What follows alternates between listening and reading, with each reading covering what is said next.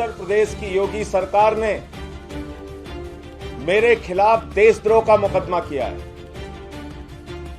योगी जी कह रहे हैं कि मैं देशद्रोही हूं। 3 महीने में 13 मुकदमे मेरे खिलाफ किए। 3 महीने में 13 मुकदमे उत्तर प्रदेश में किसी माफिया के खिलाफ नहीं हुए। लेकिन यह देशद्रोह का मुकदमा हुआ क्यों? क्योंकि मैंने उत्तर प्रदेश में हो रही जाति और अपराध के खिलाफ आवाज उठाया। मैंने उत्तर प्रदेश में हो रही ब्राह्मणों की हत्या का मामला उठाया। मैंने उत्तर प्रदेश में हो रहे दलितों के हत्या का मामला उठाया। मैंने उत्तर प्रदेश में हो रहे राजभर समाज, मौर्य समाज, पाल समाज के साथ, यादव समाज के साथ, निषाद समाज के साथ हो रहे अन्याय का मुद्दा उठाया। इसलिए मेरे ऊपर देशद्रोह लग गया।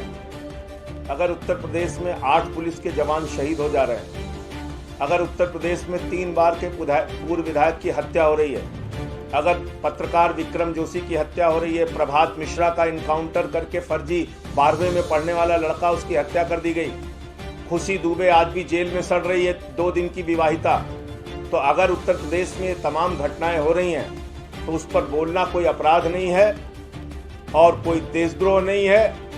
मैंने सारा काम पिछले दिनों में जनता के बुनियादी मुद्दों को उठाने का किया है।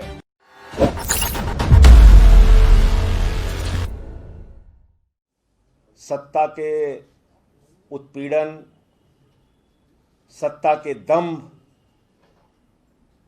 सत्ता के अहंकार और सत्ता की जातियों की बहुत सारी कहानियां आपने सुनी होंगी। लेकिन आज जब मैं आपसे बात कर रहा हूं, अपना पूरा जीवन देश और समाज के लिए समर्पित करने के बाद उत्तर प्रदेश की योगी सरकार ने मेरे खिलाफ देशद्रोह का मुकदमा किया है। योगी जी कह रहे हैं कि मैं देशद्रोही हूं। 3 महीने में 13 मुकदमे मेरे खिलाफ किए। 3 महीने में 13 मुकदमे उत्तर प्रदेश में किसी माफिया के खिलाफ नहीं हुए। और मेरा गुनाह क्या है, मेरा अपराध क्या है? और मैंने आज देश के सर्वोच्च सदन में माननीय सभापति जी से भी पूछा कि मान्यवर, अगर मैं देशद्रोही हूं तो मुझे जेल में डाल दिया जाए। और मुझे प्रसन्नता है कि आज 12 राजनीतिक दलों के 37 सांसदों ने मेरा समर्थन किया और माननीय सभापति जी ने सदन को भरोसा दिया कि इस पूरे मामले की जांच कराएंगे। लेकिन यह देशद्रोह का मुकदमा हुआ क्यों? क्योंकि मैंने उत्तर प्रदेश में हो रही जाति और अपराध के खिलाफ आवाज उठाया।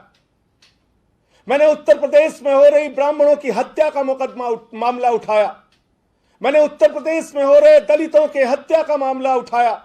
मैंने उत्तर प्रदेश में हो रहे राजभर समाज, मौर्य समाज, पाल समाज के साथ, यादव समाज के साथ, निषाद समाज के साथ हो रहे अन्याय का मुद्दा उठाया।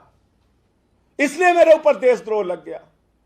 क्योंकि मैंने विक्रम जोशी पत्रकार का मुद्दा उठाया, क्योंकि मैंने 3 बार के विधायक निवेंद्र मिश्रा की हत्या का मुद्दा उठाया, क्योंकि मैंने संजीत यादव के अपहरण और हत्या का मुद्दा उठाया, ब्रजेश पाल के अपहरण और हत्या का मुद्दा उठाया, वो मोहित रिक्शा चलाने वाला दलित युवक जिसको थाने में लाकर पीट पीट के थानेदार ने मार दिया लालगंज रायबरेली में, मैंने उसका मुद्दा उठाया।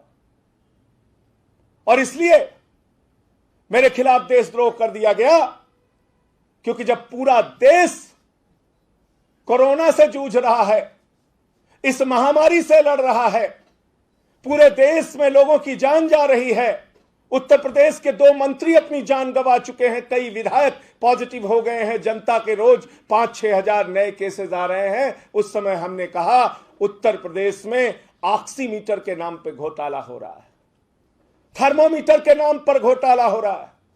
योगी जी ने 800 का ऑक्सीमीटर 5000 में क्यों खरीदा, ये बताइए। मैंने सदन में मुद्दा उठाया कि 1600 का थर्मोमीटर 13,000 में क्यों खरीदा, बताइए। 800% कमीशन, शमशान में दलाली। ऐसे समय में जब कोरोना से लोग मर रहे हैं, आप दलाली और भ्रष्टाचार कर रहे हैं, यह मुद्दा मैंने उठाया। और उसको लेकर एक सर्वे कराया, जब उत्तर प्रदेश की जनता के बीच में गया, जगह जगह उनसे मिला, जानकारी ली, तो मैंने सर्वे कराया कि उत्तर प्रदेश की सरकार पर आरोप लग रहा है कि वो जातिवादी है, ठाकुरवादी है। 63% लोगों ने हमारे सर्वे में हां कहा, 29% लोगों ने ना कहा। 63% लोगों ने कहा कि हां, यह सरकार जातिवादी है। तो जातिवाद करना, उत्तर प्रदेश में हत्याएं हो रही हैं, हत्याएं कराना, उत्तर प्रदेश में लूट की घटना हो रही है, लूट की घटना होना, मासूम बच्चियों के साथ बलात्कार हो रहा है, बलात्कार की घटना होना, यह देशद्रोह नहीं है। लेकिन अगर आप ये पूछ लेते हैं कि यह सरकार जातिवादी है या नहीं है, तो वो देशद्रोह है। मुझे देशद्रोही बना दिया गया। आपने कभी आज तक सुना नहीं होगा हिंदुस्तान में, महोबा के एक एसपी और डीएम, उन्होंने इंद्रकांत त्रिपाठी नाम के एक व्यापारी से रंगदारी वसूली, रंगदारी, और जब पैसे देने से उसने मना कर दिया उस व्यापारी ने, तो गोली मरवा के उसकी हत्या करवा दी।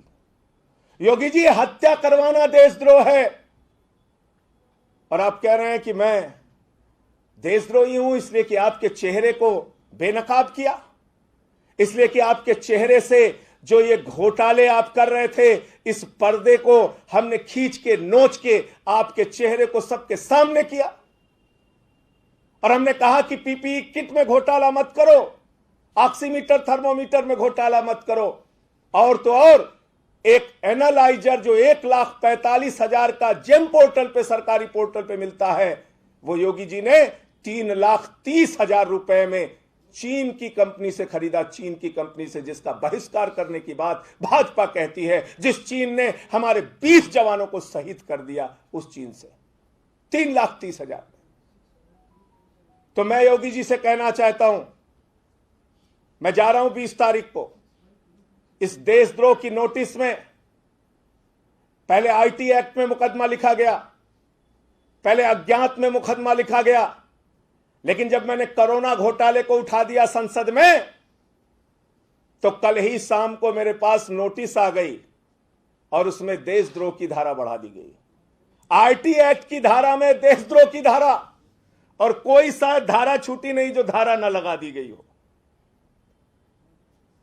डीएम और एसपी उत्तर प्रदेश के अंदर हत्याएं करवा रहे हैं, रंगदारी वसूल रहे हैं, ये मामले में बार बार उठाता रहूंगा। कोरोना में घोटाला हो रहा है, ये मामला मैं बार बार उठाता रहूंगा। और 20 तारीख को जो नोटिस आई है, मैं संसद का एक जिम्मेदार सदस्य हूं, सदन की कार्रवाई छोड़ता नहीं, प्रतिदिन सदन में उपस्थित रहता हूं।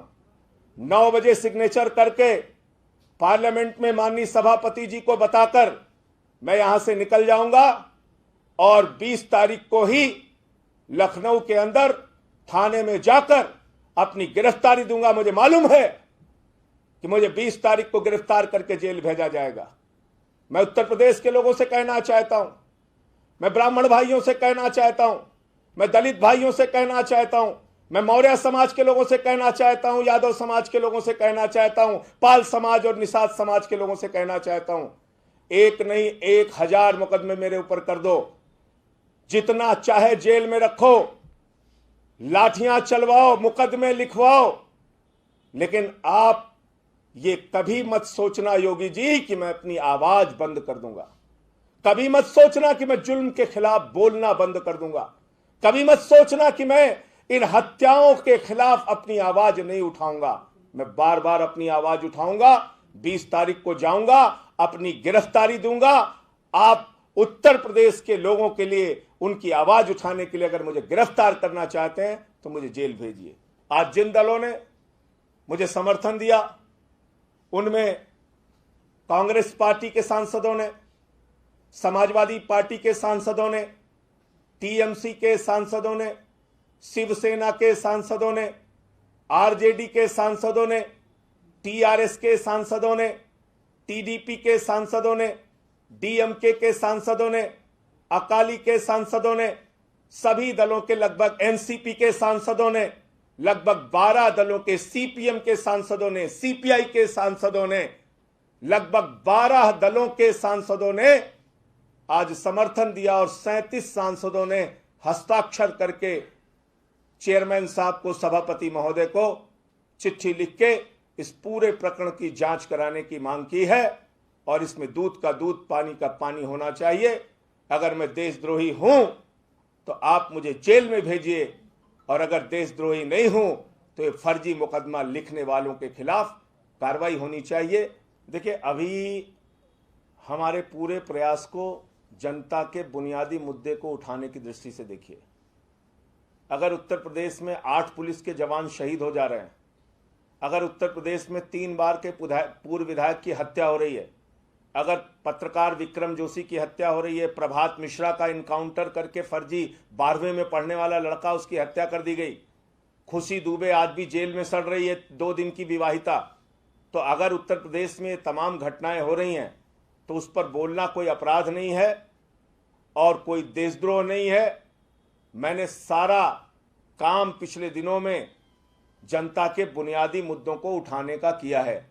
संजीत यादव का अपहरण और हत्या, ब्रजेश पाल का अपहरण और हत्या, जो मोहित कुमार एक दलित युवक था, रिक्शा चालक, उसको थाने में लाके पीट पीट के मार दिया गया। तो ये सारे मामले मैंने उठाए और आगे भी उठाता रहूंगा। और ये चुनाव की दृष्टि से इसको नहीं देखना चाहिए, ये एक संवेदनशीलता का मुद्दा है, सरकार की तानाशाही का मुद्दा है और सरकार किस तरह से अपराध रोकने में नाकाम रही है उसका मुद्दा है। वो आज सभापति जी ने पार्लियामेंट में, अब चूंकि आप लोग शायद हो सकता है कार्रवाई आपने देखी होगी, जब सारे दलों ने मेरे साथ खड़े होके ये बात कही कि भाई ये बिल्कुल गलत हुआ है, देशद्रोह का मुकदमा जो लिखा गया है, तो उस पर सभापति जी ने कहा कि आप लेटर लिख के मुझे दीजिए और तभी ये 37 सांसदों ने और 12 दलों के सांसदों ने सपोर्ट किया। उन्होंने लेटर साइन करके दिया है, वो कॉपी भी अभी मैं आपको दे दूंगा। ये वो चिट्ठियां हैं जिसमें सबके साइन हैं, ये वो सारे दलों के साइन हैं, तो ये उन्होंने दिया है। और फिर ये लेटर मैंने सभापति जी को दिया है, उन्होंने कहा है कि मैं इस पूरे मामले को जांच करा के इस पर कार्रवाई करूंगा। तो सदन के अंदर उन्होंने, चेयरमैन साहब ने देश के महामहिम उपराष्ट्रपति हैं, उन्होंने ये कहा है, तो निश्चित रूप से लगता है कि जरूर कुछ कार्रवाई होगी। बसपा का भी समर्थन मिला क्या? नहीं, बसपा का जिन दलों का समर्थन था मैंने नाम बता दिया sir. 37 MPs from 12 political parties from Kerala, from Karnataka, from Andhra Pradesh, from Telangana, from West Bengal, from Uttar Pradesh, from Bihar, from Punjab, from Maharashtra, everywhere, from Assam, अखंड भारत का समर्थन है। अगर आपको हमारे वीडियोस पसंद आए तो प्लीज लाइक करें, सब्सक्राइब करें और शेयर करें।